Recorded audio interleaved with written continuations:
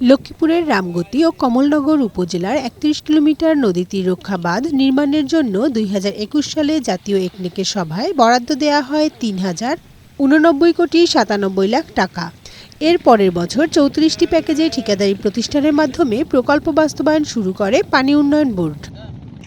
এই প্রকল্প নদী তীরের মানুষকে তখন কিছুটা স্বস্তি দিলেও এখন তারা হতাশ। আগামী সেপ্টেম্বরে প্রকল্পের কাজ শেষ করার কথা থাকলেও বালু ভর্তি জিও ব্যাগ ফেলার কাজই শেষ করতে পারেনি ঠিকাদারি প্রতিষ্ঠান। তাদের অবহেলায় আসন্ন বর্ষায় নিজেদের ভাগ্য নিয়ে শঙ্কিত রামগতি কমলনগরের বাসিন্দারা। দ্রুত কাজটা হলে তাহলে আমাদের দোকানটাও রক্ষা হতো, এলাকার মানুষগুলো রক্ষা হতো। নদী ভাঙনে একের পর এক বিলীন হচ্ছে বসতভিটা, ফসলি জমি, রাস্তাঘাট, মসজিদ, শিক্ষা প্রতিষ্ঠান সহ বিভিন্ন সরকারি বেসরকারি স্থাপনা। ভাঙনাতঙ্কে নির্ঘুম রাত কাটছে উপকূলীয় এই দুই উপজেলাবাসীর। বেরিবান দিব করিয়া মোটামুটি আমরা একটু আমার তো একটু ভালো লাগছে যে দিলে আমরা একটু রক্ষা পাম। বাঁধের কাজ তো এরকম পুরা চলতেছে না।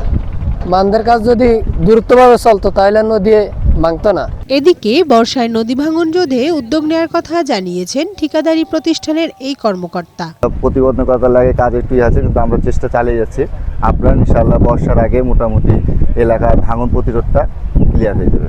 খুব শিগগিরই নদী ভাঙন রোধে প্রয়োজনীয় ব্যবস্থা গ্রহণ করার কথা বললেন পানি উন্নয়ন বোর্ডের নির্বাহী প্রকৌশলী। আতঙ্কিত হওয়ার কোনো কারণ নাই।